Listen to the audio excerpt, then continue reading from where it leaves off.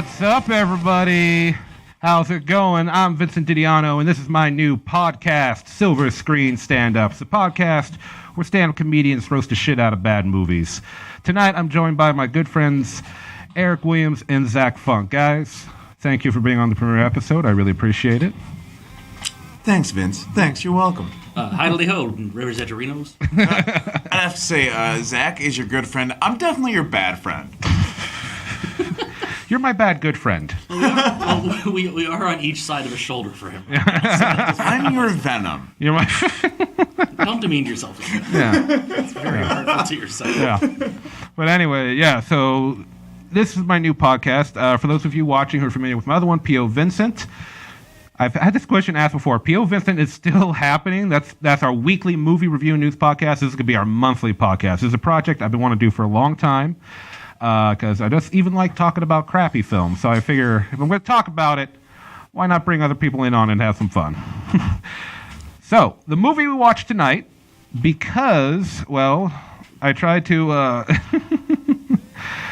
I tried to pick something that was kind of relevant. This for our first episode, we watched Spider-Man 3, starring Tobey Maguire, Kirsten Dunst, and James Franco. The movie that pretty much brought an end to the Sam Raimi franchise because Sony didn't want to listen to Sam Raimi at all. But yeah, this movie, oh my God, it really hits hard for Spider-Man fans. I mean, Funk, you are a major comic book guy. You're one of my comic book buddies. Erik, you're a comic book man yourself. I'm not as much comic book. My Spider-Man experience is from the 90s animated series on Fox. That's where I get most of my Spidey from. But now, Funk, since you haven't been on a podcast with us before, Erik is my co-host on P.O. Vincent. Describe Spider-Man 3 in 5 words or less. How would you... Disappointment. Fear. Why? Brain hurts. Well then, I guess that fucking says it all.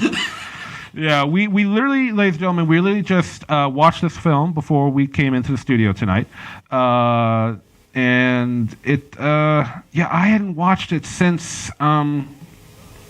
it came out. Like, God, what was that? 2000? Was that 2006? Yeah, it sounds about right. 5 or 6, I think. I don't know. This movie is so lonesome. I didn't even bother checking what year it came out in. Yeah. But let's get into it.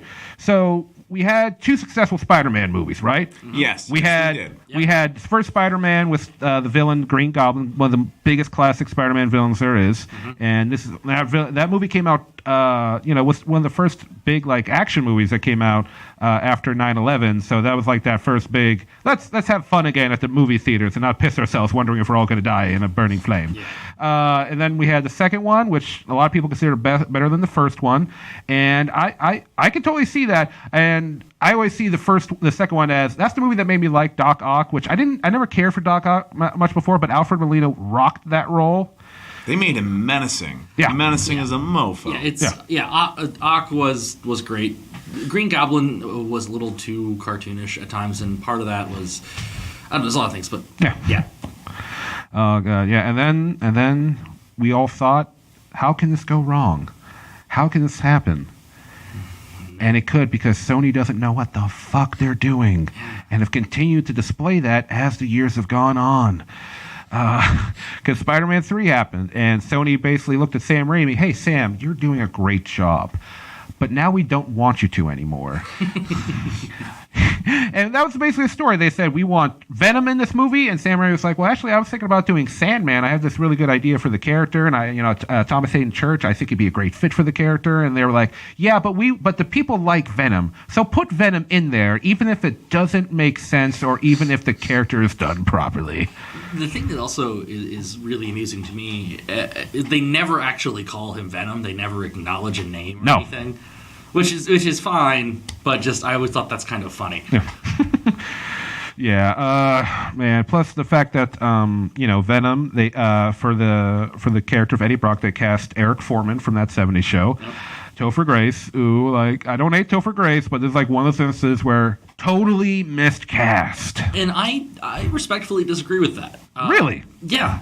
Basically, to me, it's that they clearly weren't going for Eddie Brock as he is normally depicted in the books from the time he started. The idea really was, we want to make this Venom type person the mirror Spider-Man, and so that's what I think. To me, that's why they cast Topher Grace. His version of Eddie Brock is a Peter Parker who never got the lessons about power and responsibility. Okay, I can roll with that. So while it is a departure from the traditional comic book Eddie Brock, I think that Topher Grace did a good job with what he had. Now, what he had was there's a fire and there's a dumpster and they might be adjacent to each other. But I think he did a good job with what he had. Okay, I think that is a fair statement, considering there was a lot going against this film from being anywhere close to like the kind of quality we had received in the past 2 installments. So, Funk, I think that's a fair argument. I like that. Giving the movie, giving the actors credit, and the kind of grace where we can. That's nice. Well, there are some things where you can tell, like, okay, this is a well-written part, this is a good movie, and this actor is doing a really bad job. And then there is just, oh, okay, you're doing what you can with what you have. And this, to me, was very much a I'm doing what I can with what I have type film. This was a situation where, like, it would have been a good idea a decade ago for Sony to just give Venom and Gwen Stacy their own movie. Because it could have been. It could have been a whole separate movie. Yeah, and it could have been a rom-com called Gwenum. And they just would have, from the makers of How to Lose a Guy in 10 Days. Gwenum. He's an alien symbiote. She's a girl most stands for dying. Together. They are Gwenum. Oh, God, yeah.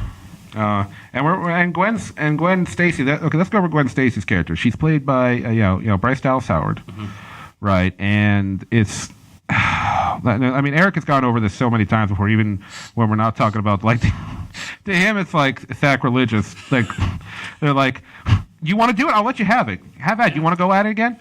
Do you want to unleash the Erik Kraken? It doesn't make sense. It doesn't make... They already, like, in my head, they already had her in the... Like, okay, this would be like if you were telling, like, the story... This would be like if you were telling the story of Jesus, and in, like, your first rendition, you had this person betray Jesus, but that person was just named Reuben. Like, Reuben just betrayed Jesus, and then, like, later, after, like, Jesus comes back, you're like, and then he got drinks with this guy named Judas. The end. That's how I feel like they had the first Spider-Man movie. Mary Jane just is the Gwen Stacy storyline, but they use Mary Jane because everyone knows Mary Jane, and there aren't very many redheads in Hollywood. Now, if I remember correctly, Reuben gave Christ a sandwich he actually couldn't eat because it wasn't kosher. And that was his betrayal.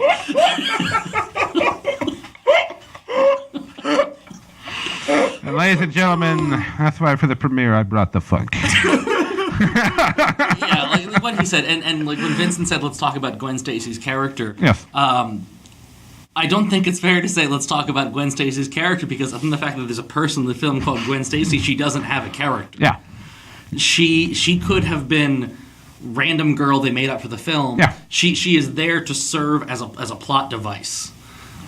Which, I mean, is a problem sometimes Mary Jane has in these kinds of films as well. And that's one thing I really like that as movies have gone on, they've gotten better about making some of the female characters other than just, oh no, someone will save me or people will fight for me. Time out. You mean the woman whose primary role in all three movies is love interest who gets kidnapped and held hostage is primarily used as a plot device? Yes, but then they had to introduce a second one. That's my problem. It's Spider-Man 3. We gotta make everything more and bigger. It's gotta be everything.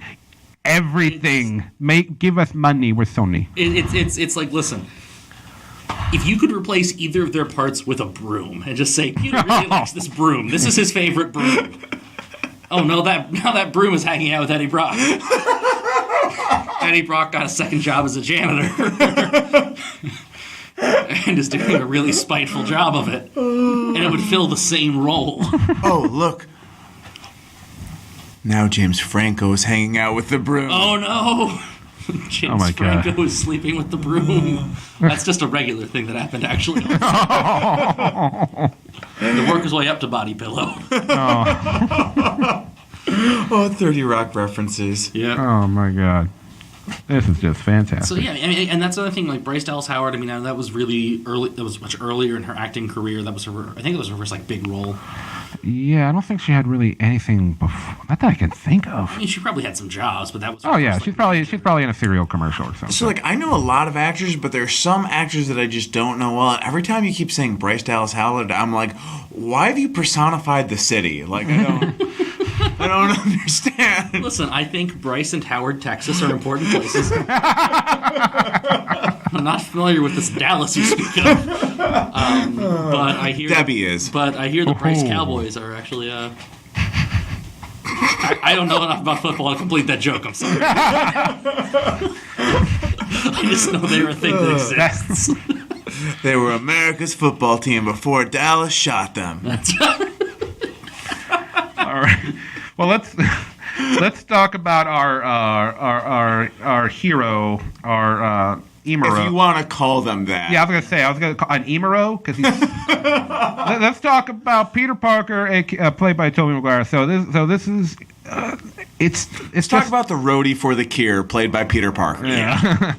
Yeah, his character is just like, we'd enjoy Tobey as Spider-Man up until that point. He was doing a good job. It was nice, could have been a little better, but he was for the most part a solid Spider-Man. And then this movie happened, and you lose all respect for him. And that's the horrible part. I don't care about Peter's problems in this film because he's acting. Because even before the symbiote, the Venom attaches to himself, he's just acting like a douchemonger. Yeah. It's one of those things they talk a lot about. The commentary on people use like the Parker luck, the things that's just Peter's life. Bad things happen to him. But in this film, he's just actively making bad decisions. Oh yeah. Like, hey, I'm not infected with a symbiote. I'm gonna make out with a girl at a parade. In the same, classic, iconic fashion that I first made Mary Jane fall in love with me. Yeah, like this version of Peter Parker would propose to a girl, and she'd be like, "Oh my God, that was the sweetest proposal ever," and he'd be like, "Really? You think so?" My ex-wife thought the same thing. I know you didn't see the Venom movie yet, but this version of Peter Parker makes Eddie Brock and the new Venom look likable. Okay, that's We started that review with me just going for the first 15 minutes. I'm just like, can Eddie Brock die? Because that would be great. Well, other people in the comics, other people have had the Venom symbiote other than Peter and Eddie. Yeah, Flash Thompson. Yep. Who made a quick. What? Yes, Yeah, Flash. I know that. Yeah. Oh, I'll let you take it. No. So, Flash Thompson, who was briefly played by Pittsburgh's own Joe Manganiello in the Raimi films, he was a war hero in one of those things where like the sliding Marvel time scale of originally I think Flash Thompson was in Vietnam, but sliding time scale. But he lost his legs even, and which people would make fun of him and be like, "Shit, like hey." You were Flash because you're known for running quick. Now you don't have legs. I'm so good jokes. Yeah. But he was still in like this military program, and somehow the military got a control of the Venom symbiote. I think it was S.H.I.E.L.D. I think S.H.I.E.L.D. grabbed it, didn't they? Yeah, maybe it was S.H.I.E.L.D., maybe it was the military. I forget because there's some sort of shady government agency. That's right. Because when we talk about anything involving the military, it's shady. This episode brought to you by Army. Be all you can be. But basically, yeah, they gave him the Venom symbiote, and like it acted like it grew his legs back. Like if he had the Lieutenant Flash, you got new legs.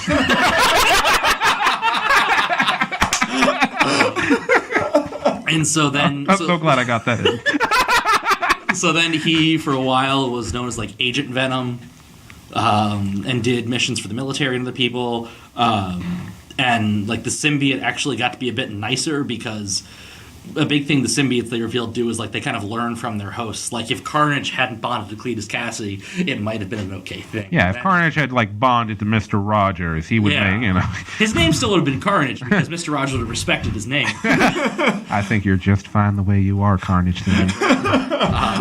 I want to see that spin-off. Sony needs to get the rights to that. Like, call up Tom Hanks. Stop production of the Mr. Rogers film happening in Pittsburgh right now. And then they need to hand it over to Marvel. Yeah. We got the best Elseworld story ever. I'm just imagining Nick Fury coming up behind Mr. Rogers. I'm putting together a team. A team of very nice and wholesome men. That's right. I need a tiger and a monarch. Heard you're the man to come to. God damn. Oh, man. But, so the symbiote, like, it's been on Flash Thompson. That was actually, I think, a popular run in the comics because his version of the suit, if I remember correctly, it had, like, it wasn't the normal Venom suit. It was like a tactical army, body armor thing. It looked kind of like if you put, like, I'll call him like Metal Gear Venom. Like it was very much like a Solid Snake kind of outfit, and then that changed when eventually Agent Venom for a while was even a member of the Guardians of the Galaxy. Oh, so he had more like a cool spacesuit kind of thing, not like astronaut, big bubble over the head spacesuit, but like a. Yeah. You could tell it was more designed for space because he was in space. Yeah. And I think eventually in that version of the comics, that's the main timeline from what I understand. Yeah. They make it to the symbiote planet at one point and like the Venom gets an upgrade or something? Yeah, well, they've done a bunch of stuff with that. I know they revealed the symbiotes are known as a race called the Clantar. I don't know how it's pronounced exactly because I haven't heard him actually say it. I've just read it. And now this writer named Donny Cates, who is writing all this cool stuff for Marvel and did some independent books, and I met him on a show once, is writing the Venom series. And they revealed, like, apparently the military had a symbiote team in Vietnam. I said Vietnam because I got all angry. And there's, like, this symbiote dragon god that can control symbiotes. And the last I saw from what I've read online, because I want to pick it up when it comes out in paperback, so I just have a general idea of what's going on. Eddie Brock has the symbiote back because Flash Thompson died. And he's Venom again, and he teamed up with Ultimate Spider-Man Miles Morales, and so it's Eddie Brock and Miles Morales teaming up to fight a dragon symbiote god. All right, let's get back talking about the shitty movie. There's too many cool things we're talking about. That's not the point. Well, we have to. This podcast is about turning shit into slightly or less shit. Well, but before we continue, I would like to say the phrase symbiote dragon god does make more sense than the plot of Spider-Man 3. It does indeed. Side note, brief sidetrack before we go back. I picked up a copy of the original Guardians of the Galaxy comic book. None of the members from the movie team are in the original team. Oh yeah. None of them are. Yeah, the closest is the Blueskin. Yondu, yeah. Yondu is an original member of the Guardians team. Arrow and just that'll be another thing for a comic book talk. It's in the near future. Going back to Tobey Maguire as Spider-Man, it's just so you don't care about, like, the character is such a pain in the ass even before the symbiote gets on him. And you think, oh, God, wow, he's going to be even douchier when he gets the symbiote on him. But he's not douchier, he's toolier. Yeah. Once the symbiote, because he just, let's talk, the scene where he thinks he's sexy and he's Saturday Night Fever strutting down the street. And, like, I think at first, and during that montage, there's like one or two women who's like, oh. And then right after that, there's 24 women going like, who the hell's this dork? Like, what the hell? Like, it just hurts. Like, I get it's supposed to be funny. I get we're supposed to be laughing at how ridiculous, and I get that's kind of Sam Raimi's style.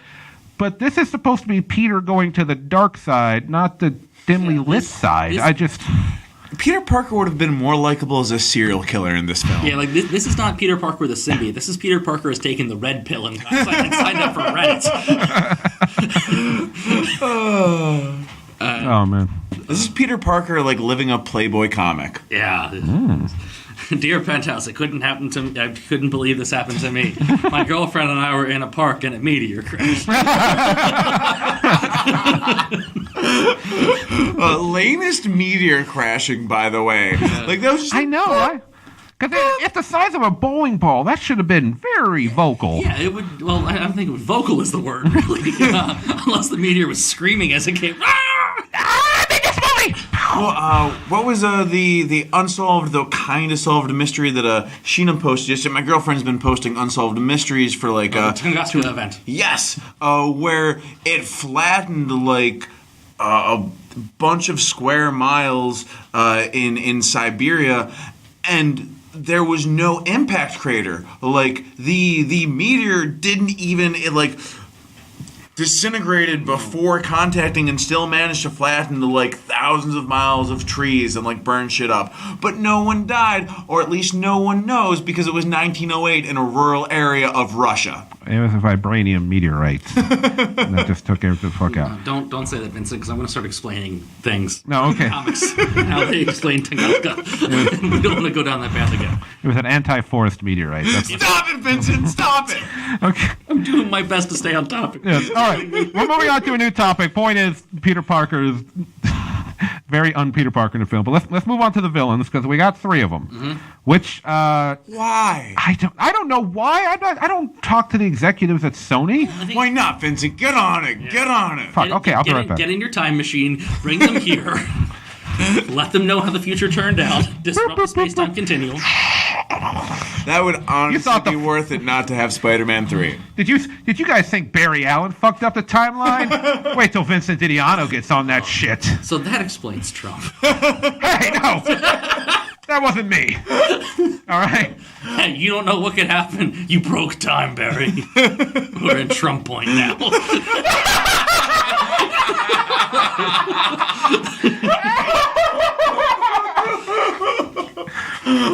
You just broke Vince. Over at Trump point, who's Reverse Flash? Joe Biden? Yeah. Biden? Biden's Reverse Flash? So I gotta kill Joe Biden to set the timeline back? No, Joe Biden will just give you a hug because he's Joe Biden. And you'll, like, Joe Biden is the Reverse Flash because he just takes the train everywhere. He doesn't actually have super speed. All right. So the Reverse Flash in the comics is...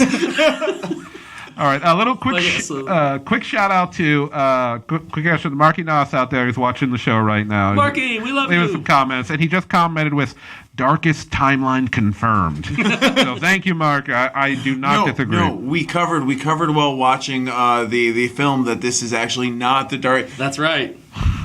This is not the darkest time. I know things look grim, things look bad. You might be like, I've been watching C-SPAN for the past 2 weeks. How is this not the darkest timeline? We bring you Zach Funk to explain. All right, so before we get to the villains, I'll explain why we're not in the darkest timeline.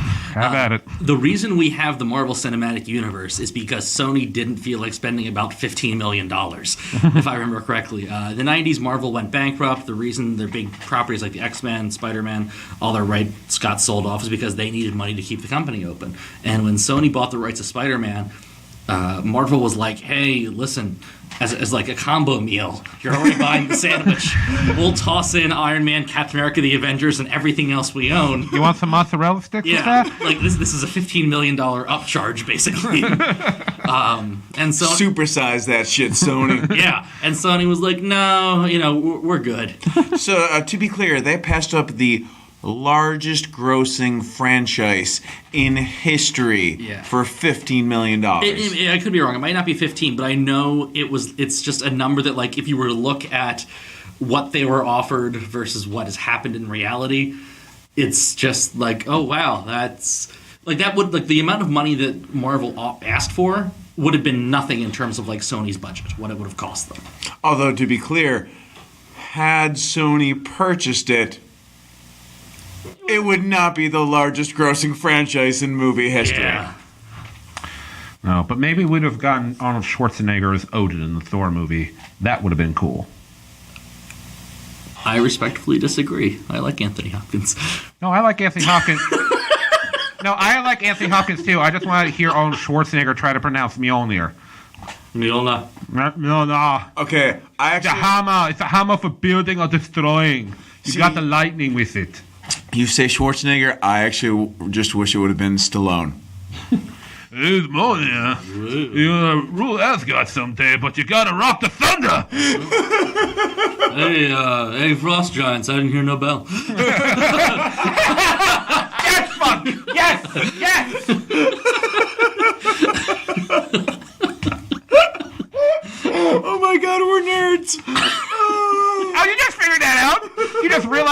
are. This really is the darkest timeline if you haven't come to terms with that.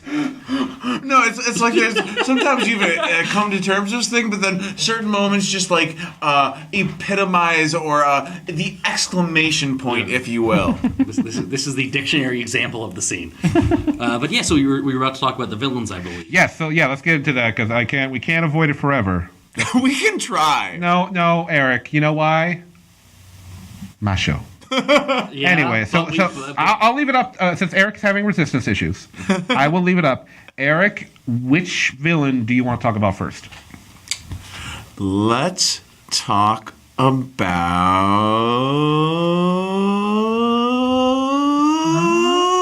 Green Goblin. Okay.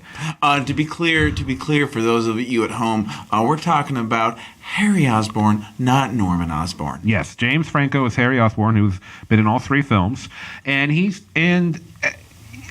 even though things get stupid, honestly, he's the best developed villain in terms of motivation because they developed all his motivations over the course of the first 2 films. So you totally get where Harry's coming from. You totally get. He thinks that his best friend betrayed him and murdered his father, despite the fact that he realized his father was like a bad guy, but it's still his dad because they hugged right before they died. And then he hits his head and totally forgets where Harry's coming from.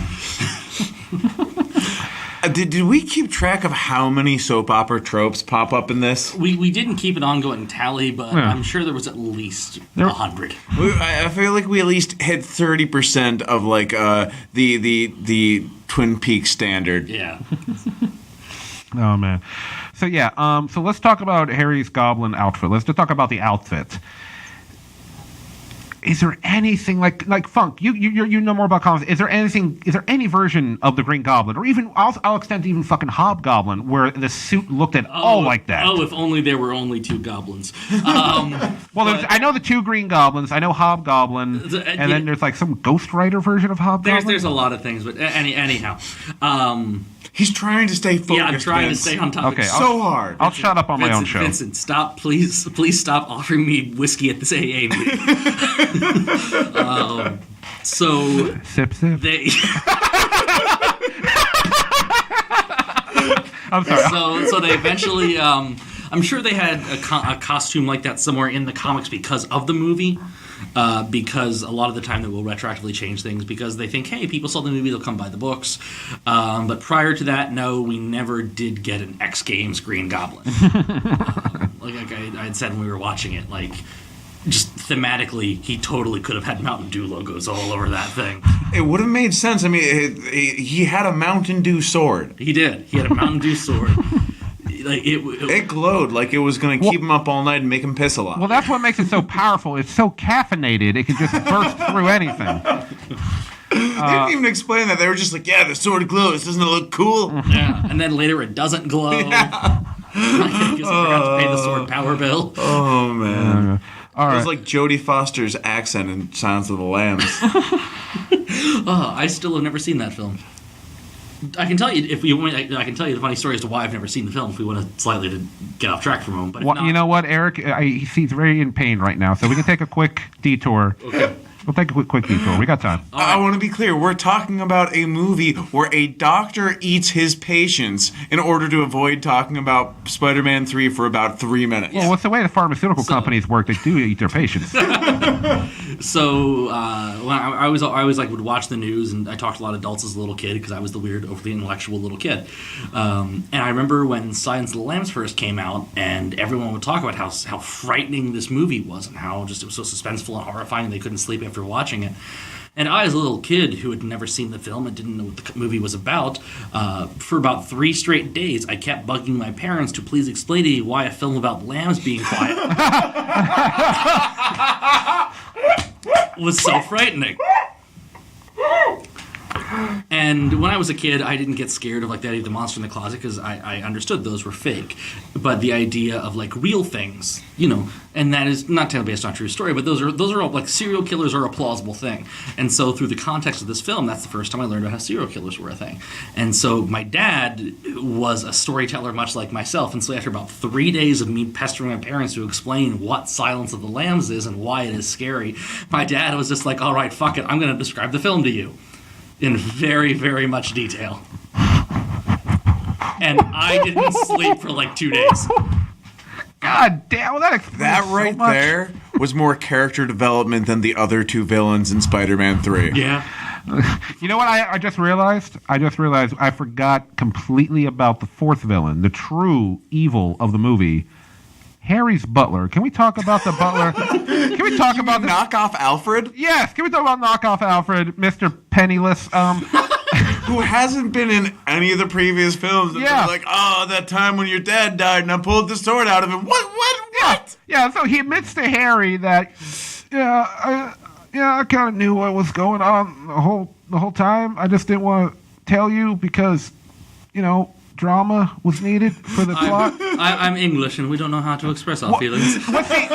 Was he English? I couldn't tell. He's such a horrible actor. His line delivery, his tone of voice, his lack of facial expression.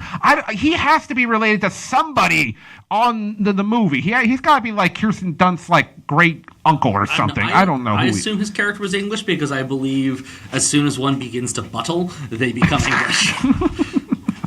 I believe buttle is the verb version. He's got a master's degree at Buttle University. That's right. Yeah. Oh my! I hate that. I know he's a small character, but it's his poor acting that just pisses me the fuck off, and the fact that he really could have another irrelevant thing. Yeah. Yeah, there are so many other better ways they could have had Harry find these things out, and it was just a lazy writing of, hey, let's use this character that it solely exists to be exposition. Yeah. Yeah. All right. So we'll move on to now. Do we want to talk a little more about Harry? Or do you guys want worse or less, worse or better or less or more necessary? What was worse, the usage of the butler or the usage of Gwen Stacy? Well, Gwen Stacy, obviously, because we have an emotional attachment to Gwen Stacy prior to outside of that universe. Yeah. I don't think anyone was thinking, oh man, I wonder if that butler's going to get thrown off a bridge. I think Vince actually was, because he was like, come on. That would have been great if he showed up at the end for the final battle. Harry, you forgot your bombs here, and then just Venom's like, and he's wait, what was Venom like? His screech. I know one of you guys in this movie, we're just I want us to. Fuck it, we're gonna talk about this right now. Anyway, so Venom's screech, his scream in the movie. One of you guys said he was kind of raptor-like. To me, he sounded like a baby alien from Mars Attacks. Remember Mars? They were like, and that's what Venom. He's like that. He's like, he's like a baby version. Well, much like the aliens from Mars Attacks, you can defeat Venom with loud noises. That's true. They just have to play an old-timey country song. Wait, time out. Do they exist in the same universe? I'd like to think so. That's why everyone's so weird, because they're all recovering from the Mars apocalypse that happened. This is right after they finally rebuilt everything. The other thing I'd say with Harry is, as I said when we were watching the film, he shifts so many times back and forth between good guy, bad guy. And if you were going to have him do an amnesia angle, and then fine, but then have him stay as a villain at the end. You don't need his redemption arc because if you were going to redeem him, you could have just left it at he got a headache and forgot he was evil. Because that's a hell of a migraine there. Because in the books and things, there were times where Harry was a bad guy, but most of the time Harry's actually a pretty stand-up dude and sticks up to his father. And sure, Norman Osborn's died 10 times, but that doesn't keep a good goblin down. Hell, at one point Norman Osborn basically took over what was S.H.I.E.L.D. Yeah, and he formed Dark Avengers with him, Sentry, and Draken, and all them. S.H.I.E.L.D. no longer existed, and it was called Hammer, and they never actually explained what Hammer meant. That the Russians were winning? Yes. All right, so let's Funk. Which one of the two remaining villains do you want to move on to? I think we save the most notable for last. So let's talk about Mr. Sandman. Mr. Sandman, bring me a good script. So Sandman, played by Thomas Hayden Church, who was riding high off of that movie with Paul Giamatti. Sideways. Thank you. I always forget the name of that film. So he was riding pretty high. I mean, he had a career before that, but that was he was in an Oscar film. So now they, Sandman actually has one of the cooler moments in the film. I mean, there's still some problems there, but it's the moment where it's how he becomes Sandman. He's running from the cops because he just broke out of jail, but he's not a bad criminal. He's a criminal, but he's like, his daughter was sick, and he had to steal to get money to get her medicine. But now, yes, Funk? They basically make him like Scott Lang Ant-Man, as if kind of that. I didn't mean to do the bad things, but I have a child. I was thinking more like stupid John Q. I can see that. Flint Marco is stupid John Q coming out this summer. Now I'm just picturing Sandman trapped in a hospital with John Leguizamo and Eddie Griffin, trying to reason out why he's doing what he's doing. Sir, this is a very sterile room. You can't get sand everywhere like that. These machines are very precise. So, I need to save my daughter. Remember the end of John Q where he's like, the spoiler for the movie John Q, he's gonna kill himself so his son can have his organ, right? But if Sandman tried to shoot himself, it wouldn't kill him. It would just so there's no way he could have saved his daughter in John Q. But it would take him a good 3 hours to figure that out. I'm more excited at the prospect of he just says, you know what, let me just be an organ donor, and they cut him open and it's just, sir, you're just Sam. There are no organs to donate at this point. You clearly have no blood, no circulatory system. You are sentient Sam. Unless you're going to turn your daughter's corpse into a playground. Oh my God, that sounds like a horror movie. Sam Raimi is the director. The Playground, coming this October. By this October, we mean next October, because it's October now. We don't have time to make it tonight. Hey, Sony will rush it through if they think it'll make a buck. So yeah, Sandman was just, that's who Raimi wanted to do from the start. Right. And then studio stuff came in. He's one of those classic Silver Age villains, and you could have done a cool story with him. And the whole film is just wasted opportunities. What do we find? It's not till a solid 45 minutes in that we find out that Sandman is actually the one that killed Uncle Ben. Yeah. But then we don't find out till 2 hours and 15 minutes in that he did it by accident. They very much made it he did it intentionally. And then Peter thinks he kills him, but he didn't because he's just sentient sand. How do you kill sand? You throw it in the ocean. And it just washes back up, man. It dissipates though. It's in a water. It will dissipate. Oh my God. I just thought. Are we just gonna have Science Corner now? It's the Sandman. Welcome, it's the Sandman Science Corner. Today we're going to explain the concept of delusion in water. You know, it'd been horrible. If the police were able to somehow capture him, but they have him do community service, and he does community service as the cigarette stand on top of trash cans. That's how he has to gives back to society. And it's one of those old Flintstones things. A little mouth just comes up and goes, "It's a living." My daughter's still gonna die, but it's a living. Oh shit! Hey, give me credit for going way darker than this movie was supposed to go. Okay. Believe me, I think I took the darkness up a little bit where we needed to be before that. So. Okay. Darkness champ. I'll put my fist up in excitement in case you can't see. Darkness. Steve Holt. Darkness. But I will give Sandman. He has actually a very cool scene in the movie. So his origins. So the way he becomes Sandman is he's running from the police, and somehow he jumps a barbed wire fence. The barbed wire is clearly there, but he makes it out of there fine into a particle test facility, and they're particle testing sand for some fucking reason. There's no explanation. And he can't figure out what's going on. He has no clue. He's like a dog chasing his own tail. He's just well, I can't get out of here. I don't understand. I'm in this hole that now is my home. So he gets blasted by a giant neon science blender.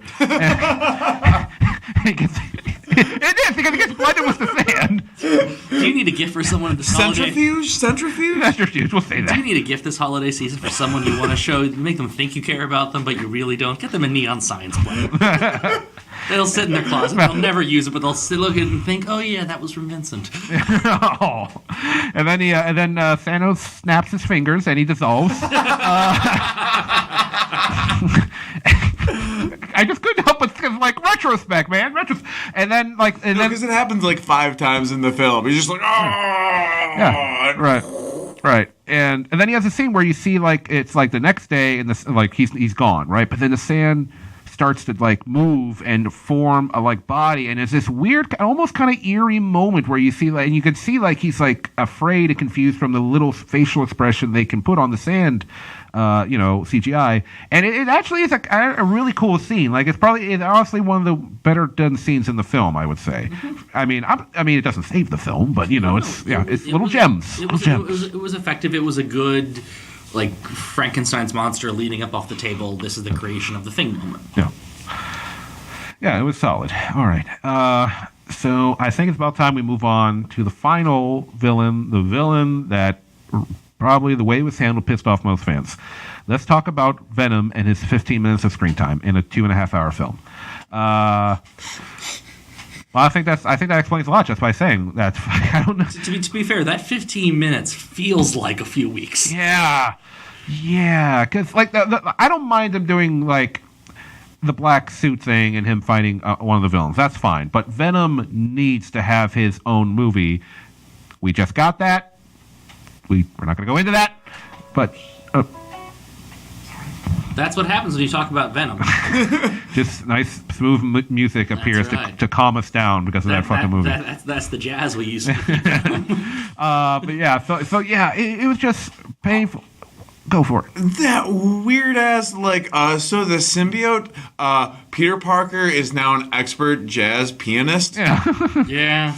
Like he just, which also they basically bring Gwen Stacy into the film just to have that scene where he so Mary Jane, she and Peter, they've like broken up because Peter's just been a dickbag the whole movie. She starts off as the star of this like musical. She loses the job. Peter doesn't even like know about it until he's told by Harry, who's like trying to make him jealous. And then they have a fight, and then a bomb explodes next to his face, but he like lives somehow. And then Peter's like, "Oh, I probably just killed my best friend. Let's go on a date with Gwen Stacy."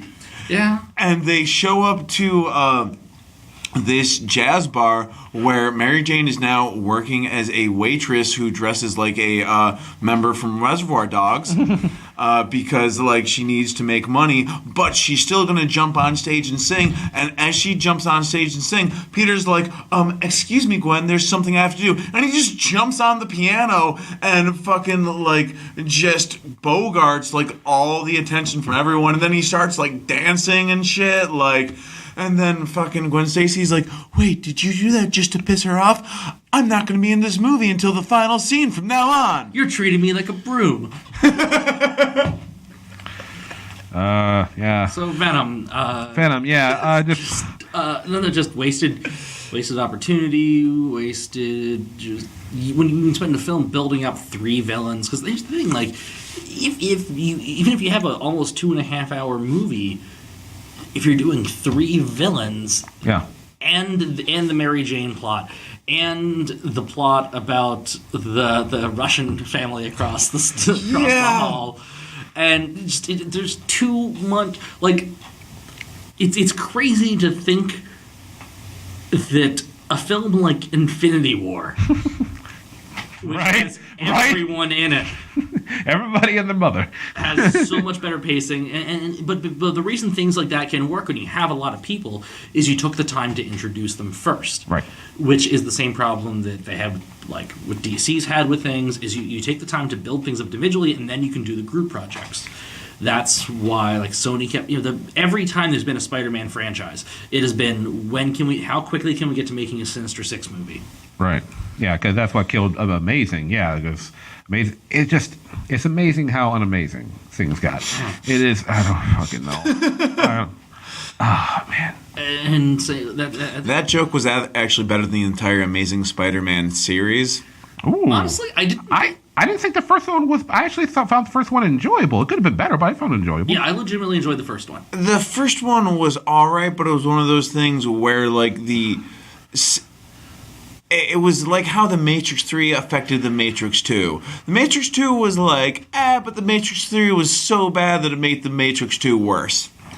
That's fair. I think the way I would kind of describe it is the same Raimi films or the classic Silver Age books. Amazing Spider-Man was going more for Ultimate Spider-Man, and current Homecoming is just what Spider-Man should be. But yeah, Venom was just bad.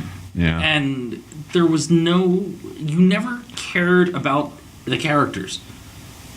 Yeah. The villains, the heroes. Yeah, the only character I will say that I did feel sympathy for was Mary Jane, because in the other two movies, she's got problems, but this one was really affecting her character. Like her career is like going to crap, her relationship is going to crap. Like, you understood, like, honestly, her development and her own personal story arc was probably one of the better parts of the film, which is unfortunately that it was surrounded by shit. But I'll give credit where credit's due. This is probably the best that Mary Jane had been in the three films. Yeah, like the way I look at any of these movies that have attachments to books or anything like that, when it comes to caring about the characters, is like this film. If you would have changed the names of everyone and were its own independent property and was just a movie by itself, it would still be very bad. If you took Logan and just gave everyone in the film a different name and it wasn't tied into anything related to the X-Men as a standalone film, it is a great film. So that's the thing I'll say, like Man of Steel. Man of Steel as a Superman film is garbage. As a film by itself, not that bad, actually. It has its problems, but as a Superman film, it's atrocious. And so that's kind of the thing I always try to look at in these movies is, do they make you care about the characters and the world? Honestly, the two characters that brought the most emotional caring out of me were Mary Jane and then the Russian daughter. Yeah. Oh. Because that was that weird... She was cute. She was kind of... clearly... It was weird because she, okay, I felt there was a strange amount of, character development from her, or at least I interpreted that way, because she clearly has a crush on Peter, oh, yeah. but also, so badly wants Peter and Mary Jane to be together. And it was this weird duality from this character who's on screen for about 45 seconds. Yeah. She's always like, hey, Peter, hey, did you talk to Mary Jane? You two are so good together.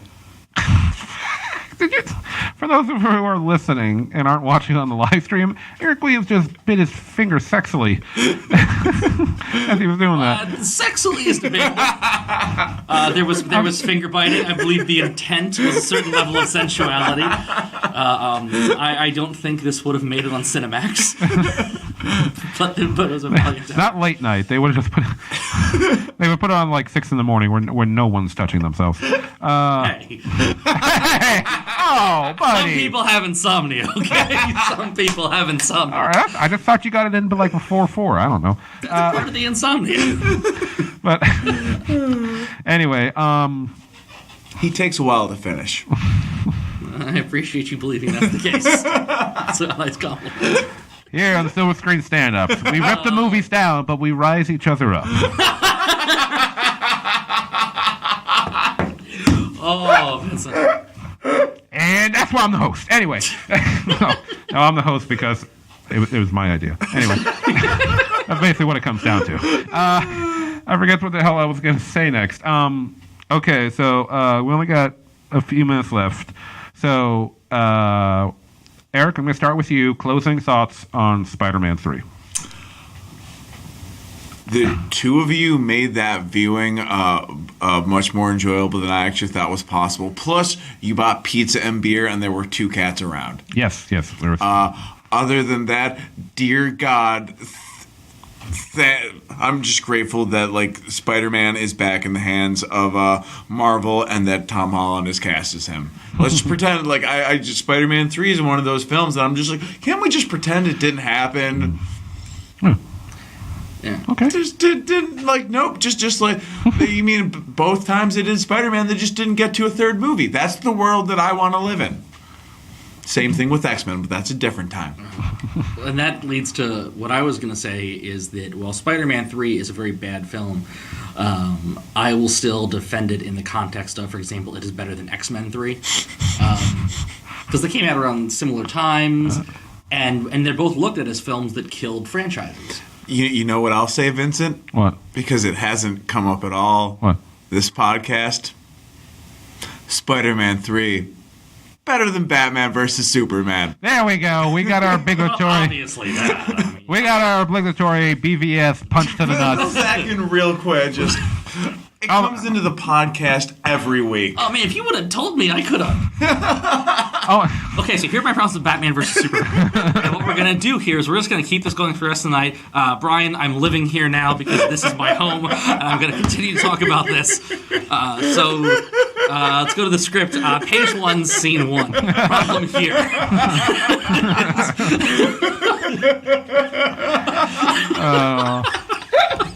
Fun times at the River's Edge Studio, ladies and gentlemen. Oh man. Tune in next episode for Zach Hates Batman versus Superman. All right. Let's see. Yeah, I got a few minutes to say some stuff. Okay, so my closing thoughts are, Spider-Man, like I said, when I was a kid, I watched the Spider-Man animated series on Fox. That was my basic introduction to the character and many of his villains and all that stuff. Spider-Man, I've loved this character since I was a kid, so very important to me. And then I heard, the X-Men movie came out, and I was like, oh wow, I like X-Men. It was a good movie. And then they announced Spider-Man, and I was like, wow, so they're making a Spider-Man movie, because I was 13, maybe 14 when the first movie came out. Is it 99? Around no, because Spider-Man was 2002. Yeah, because they had to change stuff because of the September 11th. Oh yeah, right. I remember because in the trailer he catches the helicopter between the two towers on the web. Yeah. So and these movies were great. They're always going to hold a special place in my heart as showing that superhero movies can be done. They can be done right. They can feel like superhero movies because the 90s was littered with movies that did not understand that. We'll get at those ones sooner or later. So it was just a shame. I remember watching Spider-Man 3 as a kid because you got that this is one of my superheroes. I didn't hate Spider-Man 3 as a kid because it was a Spider-Man movie. I didn't want, when you're a kid, you don't hate it. Like when I first saw the 1998 Godzilla film, it was Godzilla. I loved it. I didn't want to believe that movie was crap, but it's crap. But hey, we're in a better spot now with Spider-Man. Like we said, Tom Holland, the MCU. I even enjoyed Andrew Garfield. Like I said, I liked the first Amazing Spider-Man. Second one, I didn't hate it, but it gave me like flashbacks to Spider-Man 3. It was like, it was my nerd nom. I honestly would have been down for a fourth one because Sam Raimi apparently wrote a fourth script and he wanted to keep going. He wanted to fix things, but Sony wouldn't let him. But things happened. We got Andrew Garfield in the Amazing Spider-Man. He was good. And now we got Tom Holland in the MCU. And honestly, we have to thank Sony for fucking up so badly. They were like, "Hey, that thing that made us money, Marvel, can you make us money again?" So it's kind of a weird, dark way of looking at it. I don't know, but anyway, we're gonna wrap things up now. Zach, Eric, thank you for coming in for this very first episode. I really appreciate it. My pleasure. Make sure, if you like Spider-Man, check out the Into the Spider-Verse this December. Oh, yeah. There's speculation that the one Spider-Man is the continuation of the Spider-Man from the Raimi films. Oh, okay, cool. That'd be fun. So, guys, thank you for being the first episode. Thank you to everyone who's tuned in for our first episode of this podcast. We're going to be doing it the second Wednesday of each month. And I want to give a shout-out to Brianna Smith, who did the logo for... Which looks fucking amazing. Yes, yeah. We're going to put it back up in a minute. She did the logo for this and the logo for P.O. Vincent and my other podcast. She's a graphic designer, very talented. We met when I used to work at the movie theater. That's how we met. She was one of my coworkers. And she was only there for a few months, but she was always a great worker, and we broke up a fight together. I'm not going to get into that. But yeah, so everyone, thank you for tuning in. We're going to start playing things out. And just want to thank everybody. It's been there we go. So everybody, we'll see you next month, November 14th, which happens to be my birthday. So I'm going to spend my birthday watching a crappy film. What crappy film, Vincent? We're going to be watching Cirque du Freak, the Vampire's Assistant. That sounds painful. Yeah, it's going to be. You have not asked me part of the episode, and I thank you for that. What are we doing tomorrow, Vince? Tomorrow we're going to be doing the P.O. Vincent podcast. Tomorrow night, 10 o'clock, we're going to be reviewing Bad Times at the El Royale. Did I say that right? Yeah. It's a new Chris Hemsworth movie. We'll see you guys later. Take it easy.